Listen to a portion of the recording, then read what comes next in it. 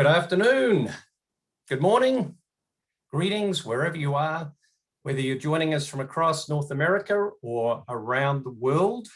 Welcome into our Clarity in a Time of Change webinar, the latest edition. We've been running these webinars to inform and update DMOs coming out of the COVID-19 crisis and helping identify the trends, the challenges, and the opportunities that are in front of us. So today we've got, we're tackling the theme of building back better again. We looked at building resilience and reimagining tourism in our May 25th webinar with San Luis Obispo, Belfast, Coraggio Group, and the Global Destination Sustainability Movement. And today we're diving into what it means for your destination marketing and or management organization. How do you evolve, particularly from this challenge of being a marketing focused entity to one taking on destination management responsibilities? So what are the skills, the staffing, the strategies, the board structure, the partnerships and the funding that your organization needs to lead both destination management and marketing? And to answer that question, we have got an all-star global panel. So first, our very good friend, Andrea Godfrey from Longwoods International. She's a VP there. We've been working with Longwoods for the last 16, 17 months on researching COVID-19 and how travelers are thinking about both the pandemic and the recovery.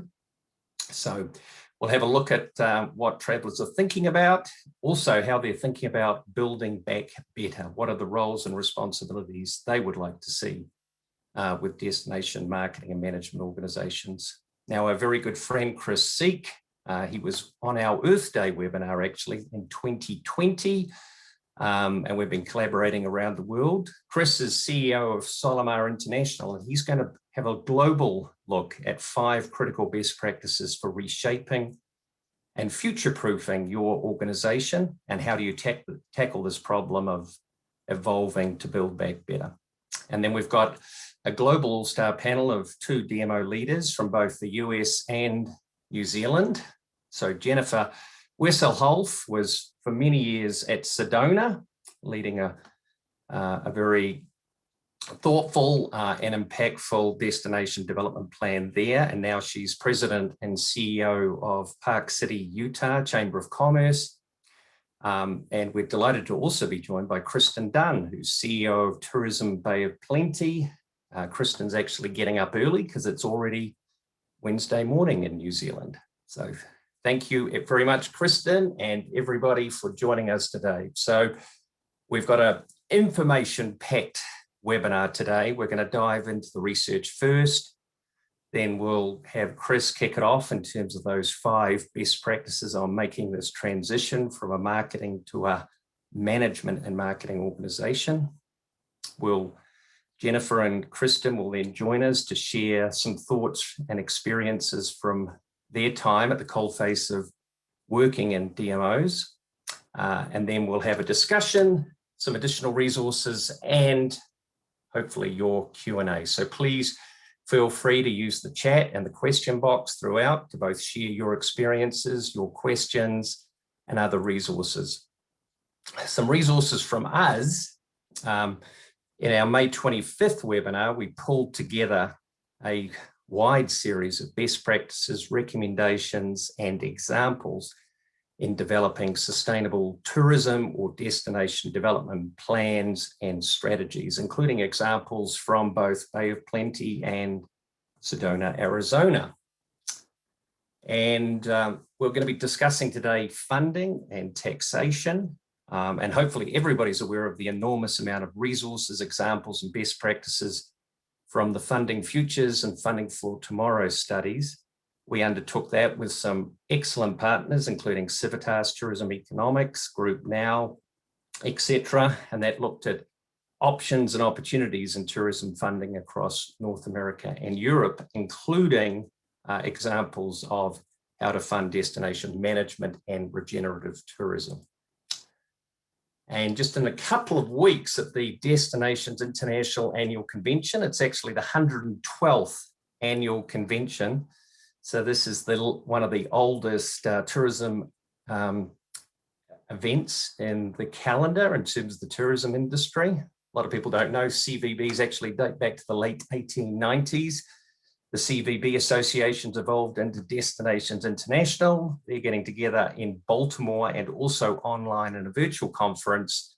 And Miles is working with Destinations International to run our 10th annual Global All-Stars. We're bringing together 5 destinations from around the world: Singapore, Iceland, Gothenburg in Sweden, which is actually ranked as the most sustainable destination on the planet, Anaheim and Miami. They've all got superb examples of both recovery and also how they're thinking about building back better. So join us either in person or online in a couple of weeks. So without further ado, I'm going to pass over to Andrea to give us a quick update. This is hot off the press, just came out in the last couple of hours on how US travelers are thinking about reopening and recovery. And then we'll have a look at some of those ways in which they're thinking about building back better. Over to you, Andrea.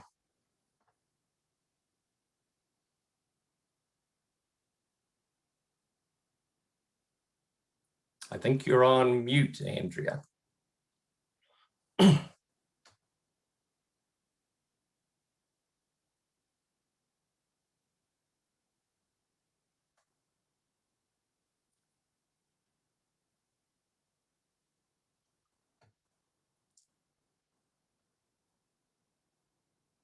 Andrea, there you go. Oh, wonderful. All right, there we are. Now we have some audio. We can actually talk about this research. Thank you all so much. So this is hot off the presses. This is wave 40 of our travel sentiment research. We go out every other week and we survey over 1,000 Americans, asking them about their sentiment on travel, which started over a year ago. We really see that consumer confidence in travel sits very strong and continues to sit well above those pre-pandemic levels, with 88% of American travelers planning to take a trip in the next 6 months. And interestingly, when we ask American travelers when that next trip is, not only do we see that they're traveling, of course, right now, so 21% within the next month, but we see that 45% of those trips are going to occur here at the end of the summer travel season, and 42% are looking at 3 months from now or further, which is very good to see, because this is talking about 45% of American travelers that are taking that next trip in what traditionally used to be our shoulder travel seasons and beyond. And so when we look at what type of activities they're going to be doing on this leisure trip, really, it's been over a year now for many that they've seen a lot of their friends and family. And so we see 53% say that this is going to be one of their primary activities when they hit the road again on their next leisure trip. But when we look at the top 5, I want your eyes to go down 5 to explore a city. We see that over a third, so right at 33%, are planning to explore a city. And this is really important when we know that travelers were feeling more comfortable and more likely to go and do those outdoor activities, which we still seem to see as really a primary activity for a lot of those travelers.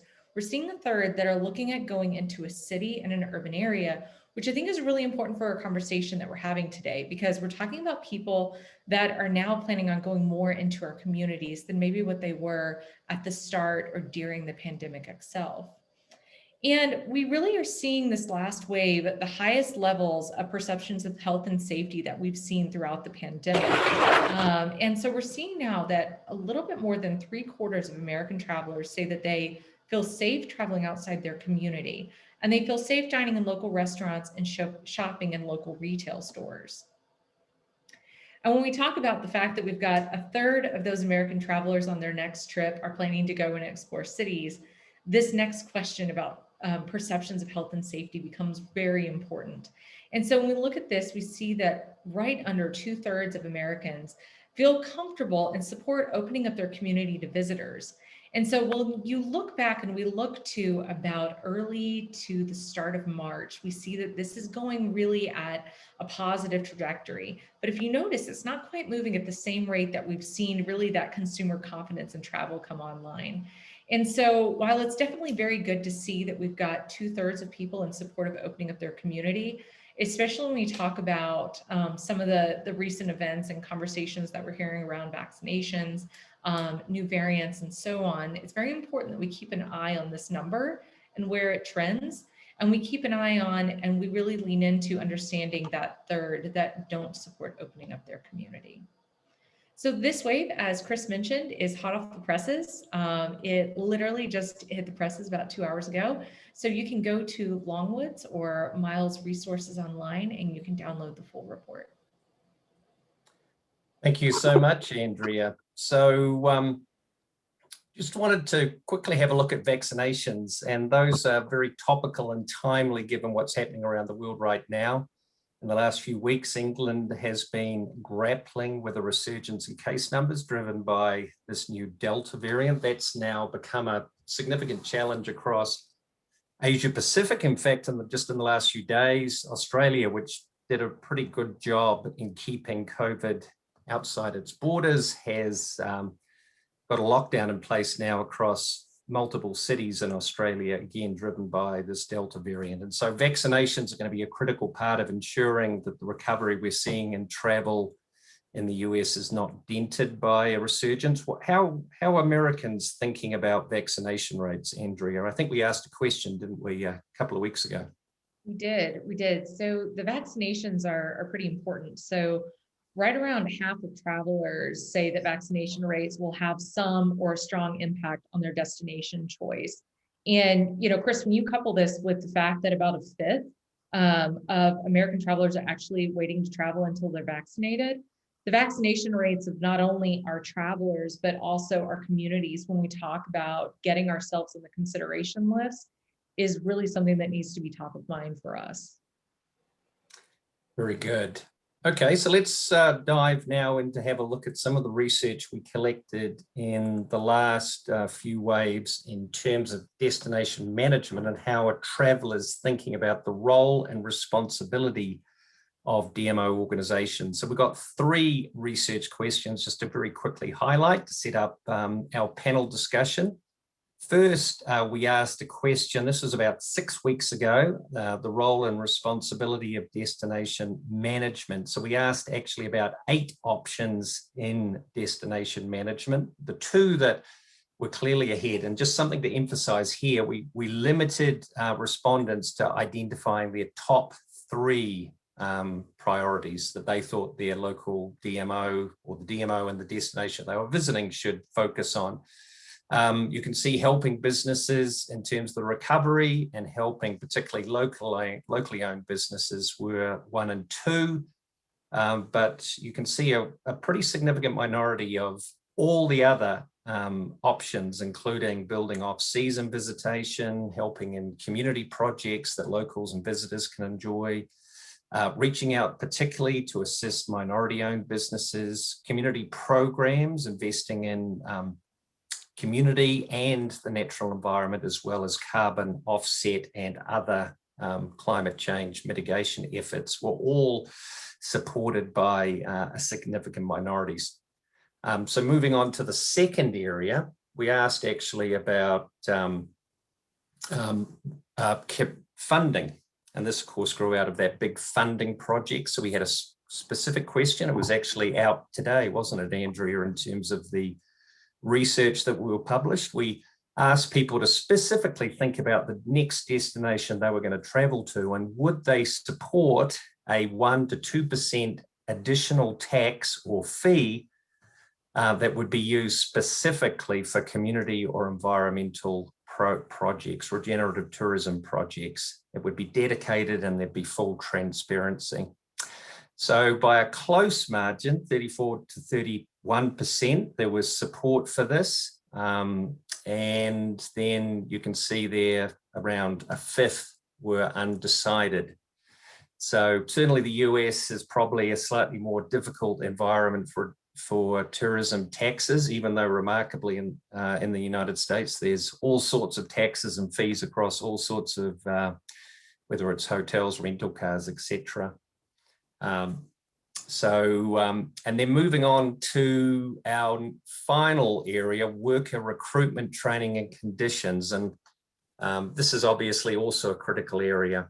And now, Andrea, we asked, didn't we, a couple of weeks ago, I believe, a question about what sort of customer service expectations there are, and what did we see? See that we're likely going to have some disappointed travelers this year, especially where we are in the industry when we talk about bringing people to work and developing our workforce. 84% said that they're expecting the same or a higher level of service than they received before the pandemic. You know, and when we talk about the fact that trip satisfaction is so important to both generate that positive word of mouth, which, as we know, is a top influencer when people are getting information and making destination selection, but also when we talk about getting people to come back to our destinations. This is something we definitely need to keep an eye on here in the industry. Yes, and anybody who's traveled recently in the United States, I've actually been fortunate enough to do that. And I've got some pretty remarkable stories about some significant challenges that hotels and restaurants are facing in terms of staffing. So it's a critical challenge as the recovery proceeds, not just in the United States, but in countries like New Zealand, Australia, and others where borders are closed, then the sort of temporary visa workers, and this is an issue in the US as well, that's also limiting the availability of working staff. So I think the sort of key message we've got from these and other related questions is that both local residents and travelers do want their destination marketing organizations to particularly focus on the issue of supporting and empowering businesses, particularly locally owned businesses and their workers in the recovery. And there's pretty broad support for a far greater role in a range of other areas, in particular, ensuring that there's sort of broad-based benefits from tourism and managing some of the impacts that can happen from poorly managed growth. And that really means that there's quite a wide range of destination management and stewardship issues that need to be looked at. And we're going to look at those right now with Chris. Thank you very much, Andrea, for joining us. And thank you to the Longwoods International team. Over to Chris. Chris, give us your global perspective on, as DMOs look at their role in management as well as marketing, what are the sort of critical best practices you would suggest they need to look at in making this evolution? Thanks, Chris. Happy to go over this. This is one of the things I'm very passionate about, as I hope you'll see here in this presentation.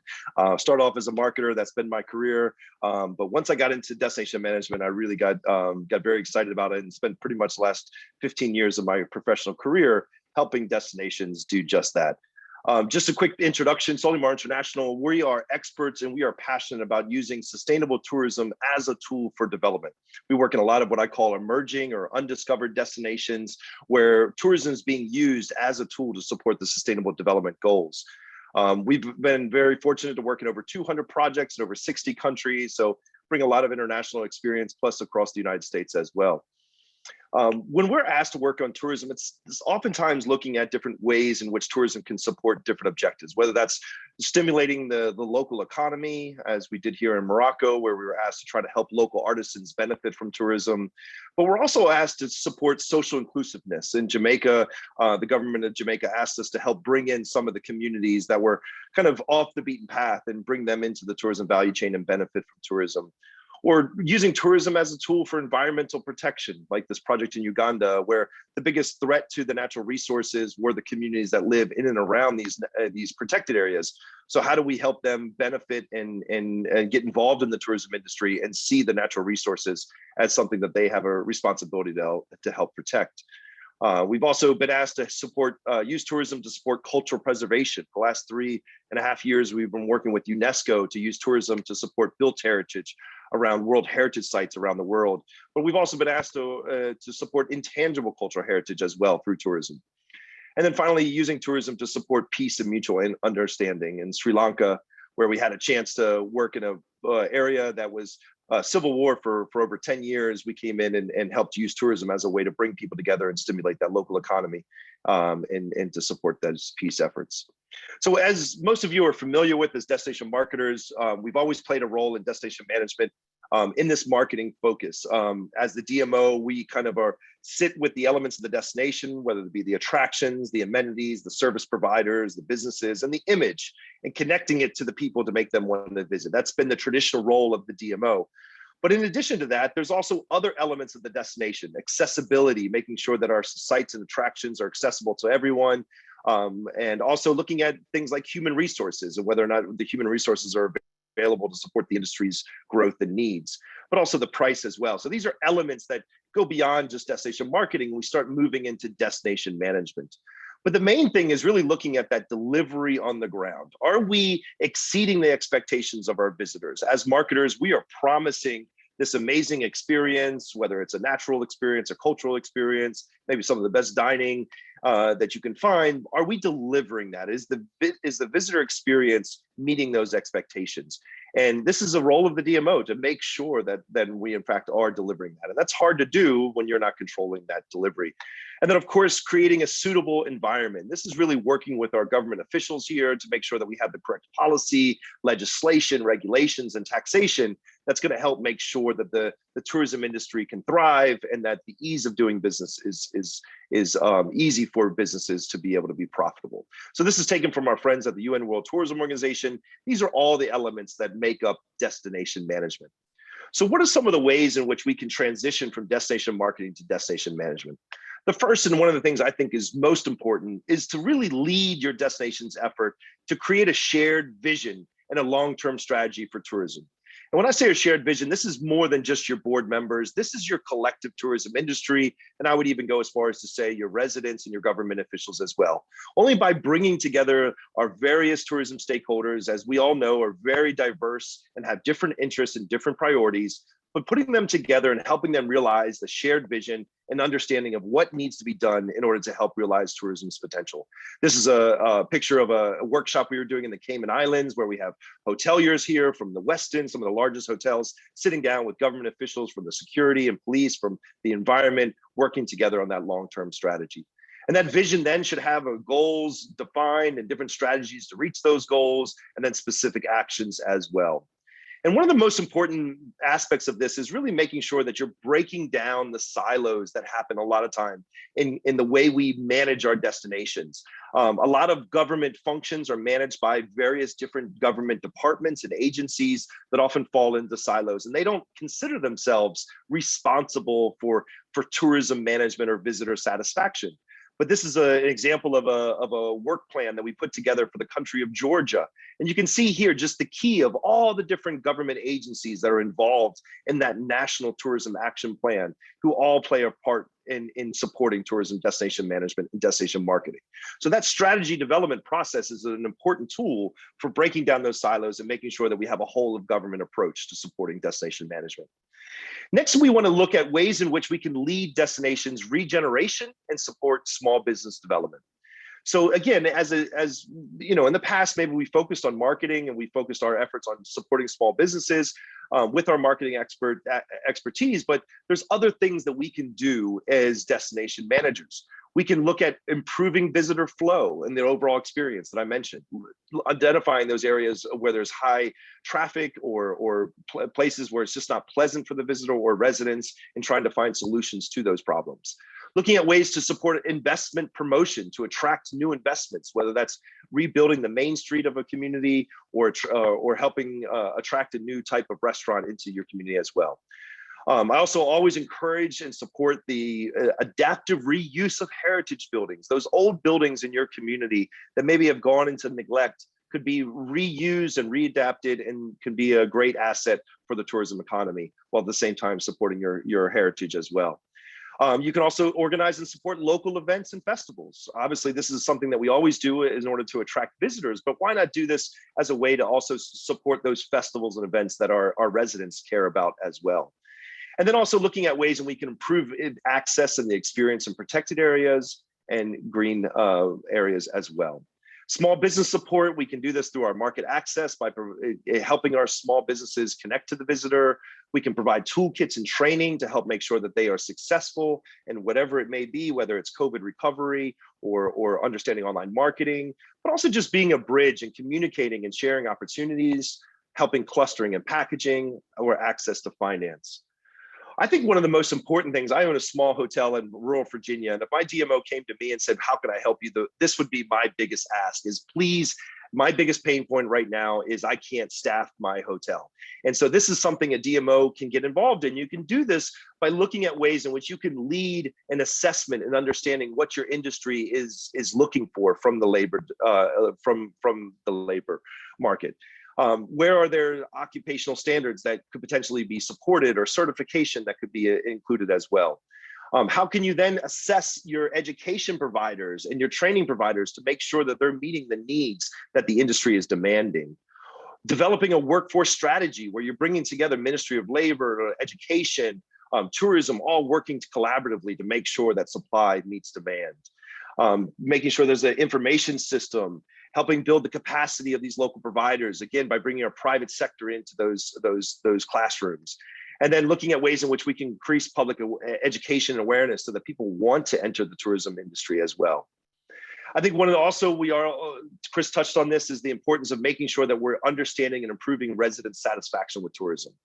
Hawaii is a great example where every year they conduct an annual resident survey, sentiment survey, to understand what people's attitudes are for tourism. If we're not measuring and not asking our residents, how do we know if they're happy with tourism or not? So this is some objectives that, from the research, from everything from tracking and understanding, identifying those areas of problems. And then finally, the fifth is looking at ensuring the sustainability of our natural and cultural resources. This is what's bringing people to our destination, so we need to make sure we're doing our best to protect them, whether that's our natural, like our coral reefs, or it could be our built heritage or intangible cultural heritage, our practices that we do year after year that are unique to our communities, or just our sense of place, our aesthetics of our destination. Are we making sure that tourism isn't destroying that sense of place and that social fabric of our community? What can we do to make sure of that? One of the things we always recommend is take a look at the GSTC. We were involved in creating the global destination criteria, and I use this as kind of like a benchmark to look at where you are in your destination, and something that I recommend. It's broken into these 4 different main categories. You can go into the details and learn more about each one of these. And then if you're ambitious, you can then go ahead and get certified.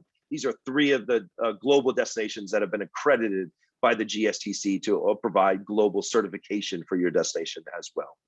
So in conclusion, as we move from destination marketing and destination management, it's really not something to be scared about or nervous about. It's actually something that I find that most people who do this find such reward and satisfaction from doing these types of things. But making sure you have a long-term vision and strategy for your destination, supporting that regeneration and small business development, making sure that human capital development meets the needs of the demand of the industry, understanding improving resident satisfaction, and then finally ensuring the sustainability of our natural and cultural resources. Thank you very much.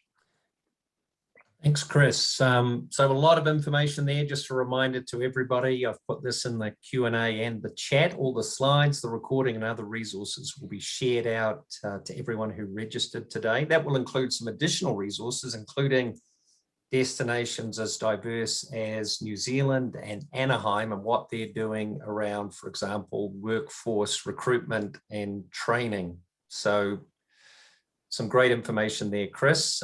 Chris will join us again shortly for the panel discussion, but without further ado, let me pass over to our wonderful panel of DMO leaders. First of all, we're going to dive down into the South Pacific, the Bay of Plenty, one of the truly remarkable parts of New Zealand. Lucky enough to own a holiday home just up the coast from where Kristen currently is in Tauranga. So Kristen, please share your experience at Tourism Bay of Plenty and how you helped lead this evolution from destination marketing to a much broader based destination management focused organization.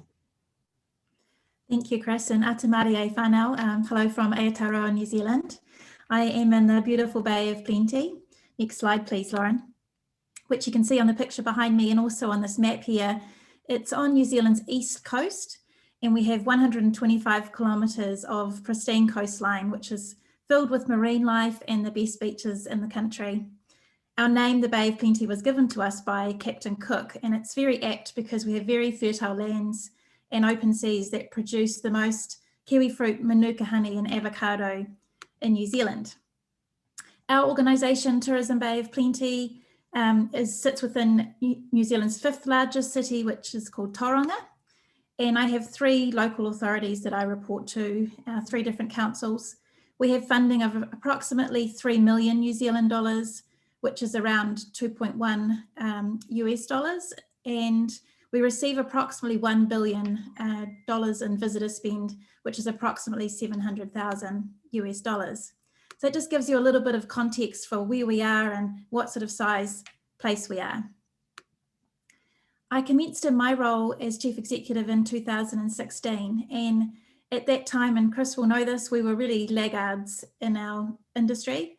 We lacked relevance and we lacked respect as an organisation, and we didn't understand what our why was. What was our purpose? We had no strategy really, and our storytelling was very poor, and our stakeholder relationships were quite limited. So we looked in New Zealand and we also looked globally for best practice. And at that time, back in 2016, over-tourism was a key issue, and there were many hotspots emerging around the world and also within New Zealand. So it didn't make sense to me to seek to grow our region without learning how to manage that growth and ensure that it didn't tip into that non-sustainable over-tourism place. So we started to explore this concept of destination management and study regions around the world that were already using this practice. And also we started to look at regeneration as a key driver for our new strategy going forward. That strategy is encapsulated in our destination management plan, which we call Te Ha Te Poi, and that means the love or the essence of tourism. In a nutshell, this plan aims to share our love of place with the world, invite visitors who will love it too, but not allow it to become love to death. The first and second iteration of our plan is available on our website, and the link will be in the resources that you receive after this. And we're just putting the finishing touches on our 2021-22 update, which is the one that's pictured here. And you can see that we call that Survive and Revive. And I'll talk a little bit about that stage of the plan shortly. Next slide, thank you, Lauren.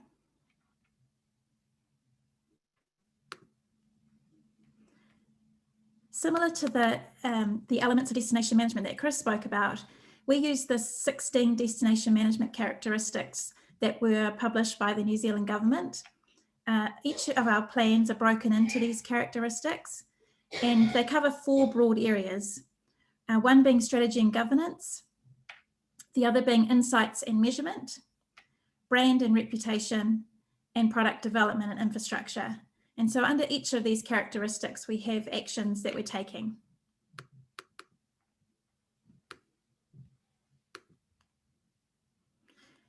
In transitioning from a destination promotion agency to a destination management one, we often get asked what process did we follow? And the truth is we didn't. We definitely made it up as we went. But I do like this model here by Michael Watkins from 90 Day Plan, which keeps it really easy and simple. The first stage being awareness of the need to change. And that's a really critical part of the process, is that deep awareness of the need to change, not just tweak things, but to fundamentally change. The next key stage then is diagnosis, knowing what needs to change and why. And this involves a lot of consultation with many, many stakeholders to understand what areas they would like to see change in. Chris talked about the importance of having a long-term vision and a co-vision that has been created with a broad range of stakeholders, and that was a really critical part of our journey also. And then building a solid strategy and plan to underpin that. One of our key lessons is that in that support phase, building coalition, that's really critical, and it's something that continues on forever and ever. And particularly post-COVID, we're seeing the need to really go back and to continue to garner and gain that coalition all the time. For us in the Bay of Plenty, you can see that our process sort of modelled the one that I talked about before. We created a 10-year strategic framework, which was done with a local company. That signalled the need to transition from being just promotion into destination management and helped to communicate what that meant to our stakeholders. And we spent 12 months gaining additional funding in order to make that transition.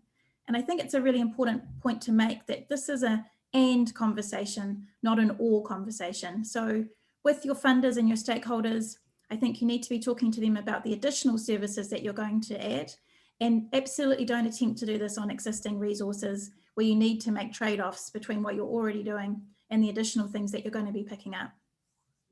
Extensive community conversations. We really learnt what stakeholder engagement was, what community engagement was, and we've totally changed our practices around how we communicate with our community and the importance of that.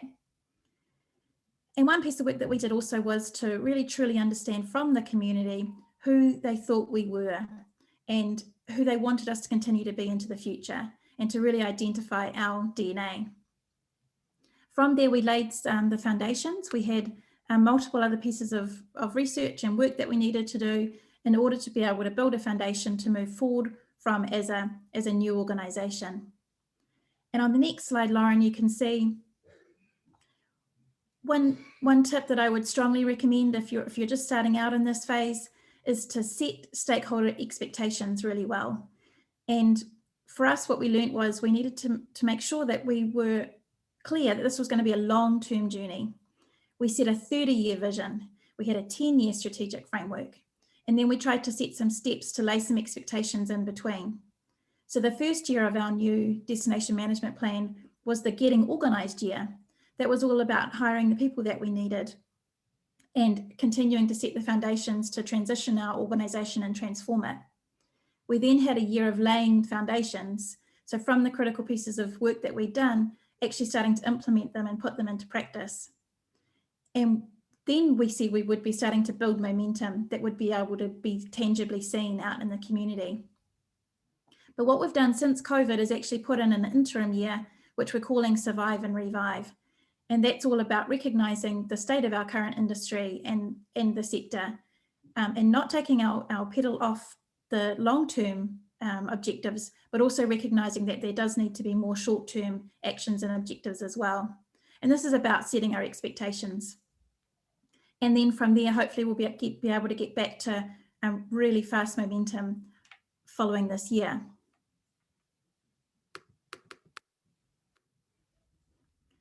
Co-management is really critical, and Chris talked about this also. I see the role of the DMO as to be the conductor of the orchestra. In New Zealand, we really recognise our Indigenous peoples, our Māori. So they're partners that we work strongly with at all times. But our stakeholder engagement has really grown to a really wide group of stakeholders now, everything from environmentalists to historians to academics, to the traditional tourism operators, and of course our whole community. Engagement is really time intensive. At least 50% of my time is spent on stakeholder and community engagement, and that's across the region, in the small towns, with interest groups. Disinterested groups are probably the most important, and with the people who complain the loudest. Chris talked about the importance of shared purpose, and our vision, our purpose and our role was really given to us by the community through this co-creation process. And they asked us to share the love that we all held for our place with the world, but to make sure that it was also protected now and for future generations. They saw a role for us as an organisation to help the visitor economy develop, but in a sustainable way and to the benefit of the local community, not the detriment of it. And then that naturally led us to becoming this DMO who would provide leadership, coordination, advocacy on behalf of the sector and the community. So this can all be brought together into our plan on a page, which is the final slide.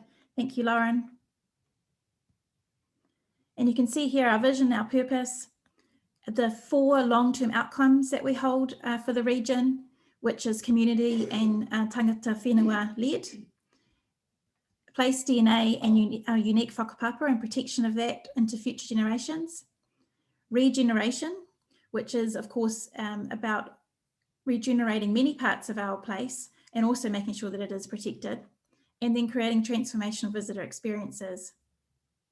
We then have the 16 destination management characteristics broken down into the 4 key elements.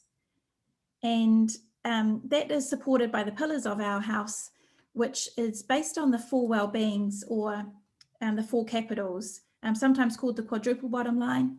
But all the decisions that we make now as a destination management organization are filtered through what's good for the economy, but also what's good for the community, the environment, and the culture, and trying to balance those things.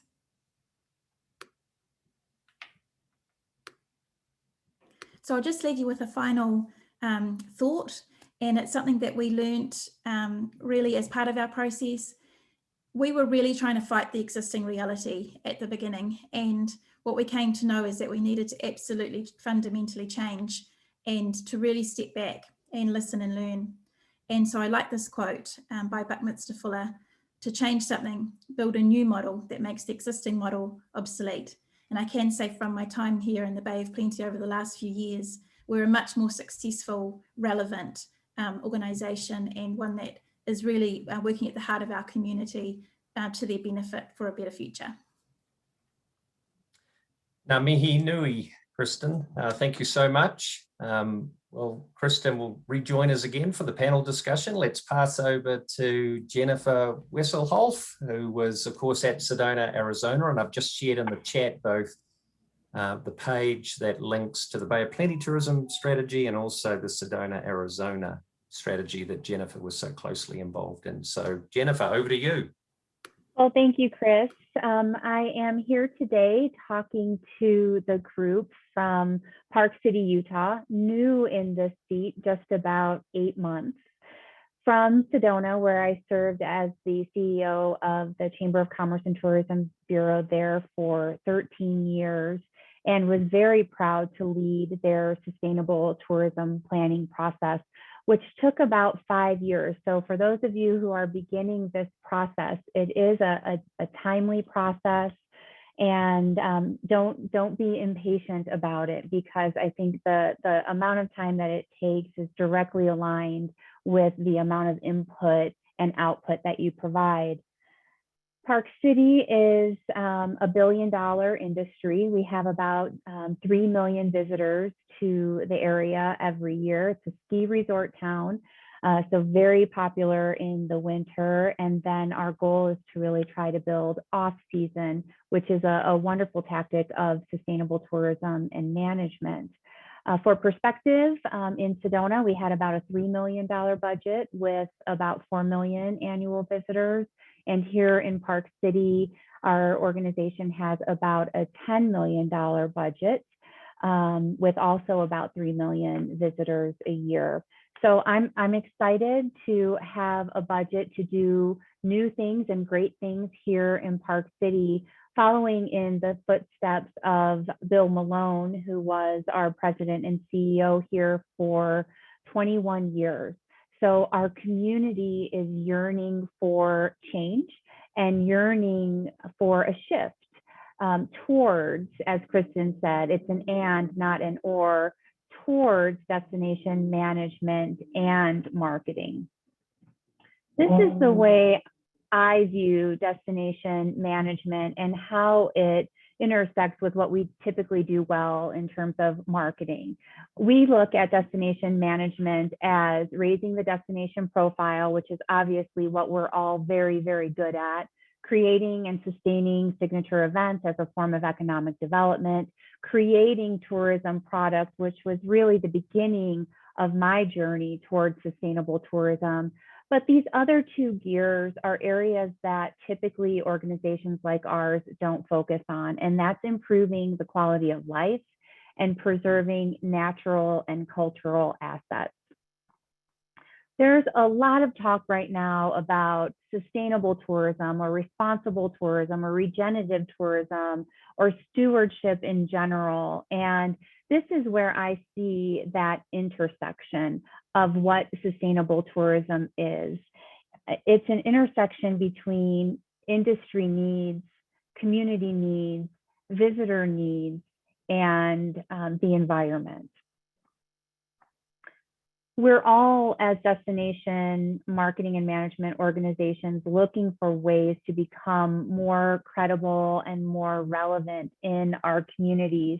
And destination management and sustainable tourism is really the tool that can allow us to do that. And it looks at these pillars in terms of sustainable economic growth, social inclusiveness, as Chris mentioned, employment and poverty reduction, really being thoughtful about how tourism impacts our environment and climate change. These are things that organizations like ours typically didn't get involved in until we broaden our scope and look at management. It also allows us to really be more thoughtful of a holistic approach as it relates to our authenticity as a community, looking at our heritage, our cultural values, and our diversity, and ultimately creating a mutual understanding for peace and prosperity. For me in Sedona, that journey started with balance. I can't tell you how many times I used the word balance over the last 5 years. And when I talk about balance, I talk about balancing these 4 pillars of the sustainable tourism plan that we created in Sedona. It's the quality of life, the stewardship of the natural environment, the quality of the visitor experience, and the quality of the economy. We further defined what those goals were by each of these pillars. And I know a little bit later in this presentation, we'll talk about how to define those metrics and how to track. But it was really about using our influence. And as a Chamber of Commerce and a tourism bureau, we have even greater influence in the community because we can speak to all businesses, not just tourism related businesses. And our goals here were associated with leading the tourism industry in implementing sustainability principles, really to position ourselves as a leader in destination stewardship. It's taking a look at and being realistic and honest about the trade-offs that tourism brings, and as that relates to quality of life, enhancing and using tourism as a way to enhance the quality of life and mitigate the challenges of it. Quality of economy, we're good at. Visitor experience, we're really good at. It's focusing on these other pillars that is truly that shift towards management.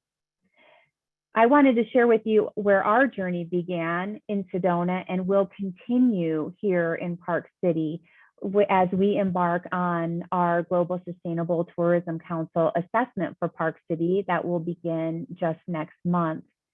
And part of that process right now, we're developing an advisory committee. They'll look at the existing data, they'll look at trends, they'll look at best practices, and then we'll gather this engagement. A resident survey, critically important to this process.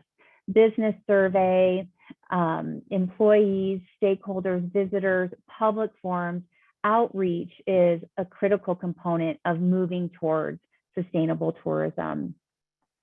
And it's looking at the GSTC assessment looks at these criteria in these 4 categories: destination management, social and economic pillar, the community and culture, and just how well are we managing our assets, and then several criteria under the environmental pillar.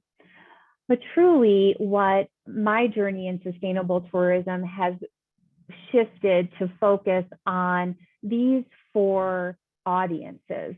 Typically, we focus primarily on businesses, employees, and visitors, but bringing those locals into the conversation is critical in creating this sense of pride of our community and making sure that our locals know that we care, that we're not all about more visitors, more tax dollars, more jobs, more people to our community. We're really about a quality over quantity experience, which balances the environment, the social aspects of a nurturing community, because after all, we live in the community too, and we care about the community, and balancing that with a sufficient economy where we hit that sweet spot for sustainable development.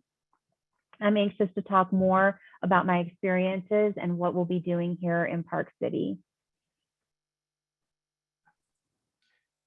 Thank you so much, Jennifer. I've been answering questions via the online questions. We've got one or two specifically for you, Jennifer and Kristen.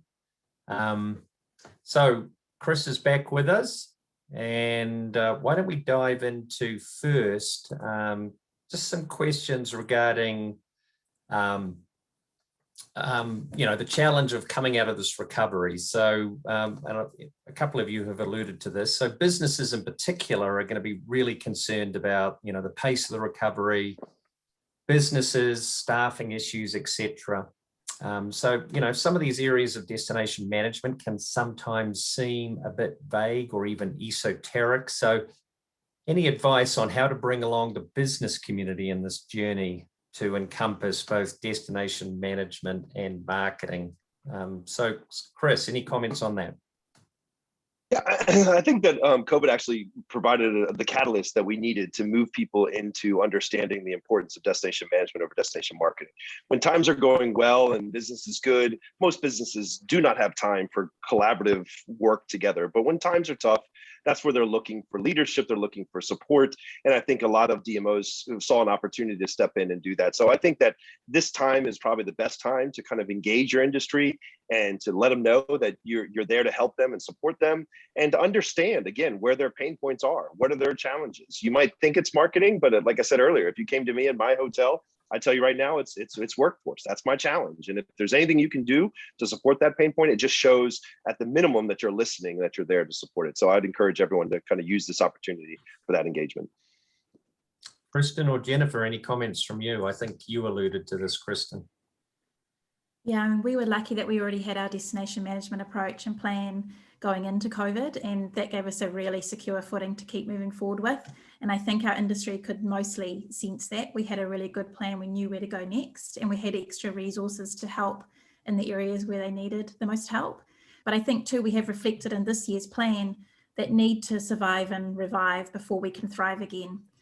So we've been very articulate about the things we're going to continue to do that are more long-term focused and more destination management focused, and what we're going to do that's more short-term assistance to the industry to help balance those two needs at the moment, but not choose one over the other. Very good. I think for me here in Park City, it's been really challenging coming into this position in the middle of COVID, and making sure the communication that I'm having with our members and our businesses doesn't appear to be tone deaf, that it really is about economic recovery and helping them get through this pandemic, at the same time planting seeds for sustainable tourism development and management. And I think what an important role that we will play as DMOs is that I feel like as we come out of this pandemic, there's going to be two roads that the residents might start to feel. On one hand, are they going to feel like, it was slow during the pandemic and I got my Park City back. I like it with less people here. I like less people on the trails. Or will they truly understand that tourism is fragile and we need to protect it and we need to work hard at keeping those right visitors here when we need them? Our job, I think, as DMOs is going to have to try to find that middle ground so that we can balance the needs of our residents and also our businesses. Thank you. Let's talk about reporting, because obviously we've got decades of experience, the so-called laws of big numbers, whether it was website visits or campaign metrics. DMOs are traditionally really focused around sharing sort of big numbers in terms of showing that sort of progress, that return on investment, et cetera, to their stakeholders. So I'm actually going to ask Andrea to comment on this first. What do you think are the most important reports or numbers that you think a DMO need to demonstrate that the investment in destination management is actually paying off?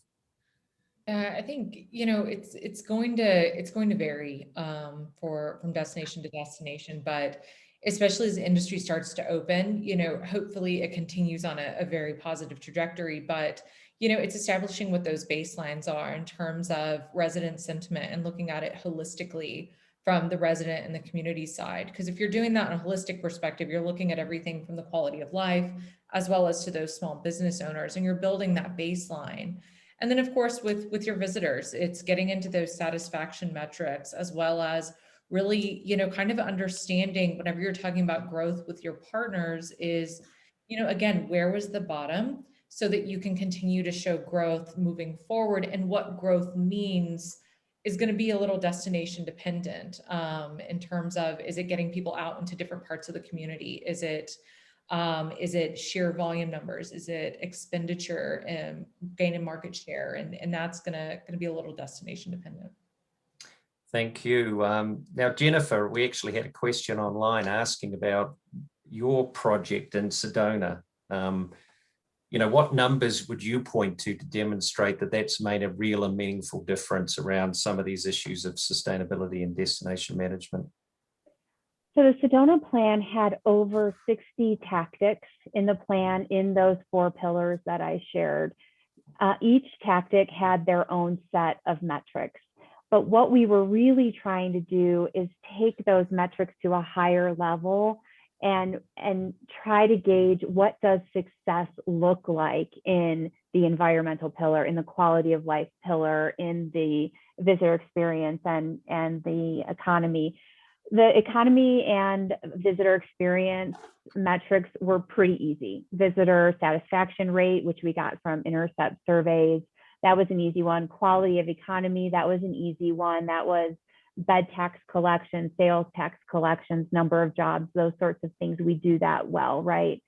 The environmental pillar was a very difficult one to kind of have one overarching metric that would gauge success. And ultimately what we decided upon was a perception of sustainability of our destination with 3 different audiences. So we asked the same question to our visitors, to our residents, and to our businesses. And we asked them, how sustainable, how would you rate the level of your perception of sustainability for our destination?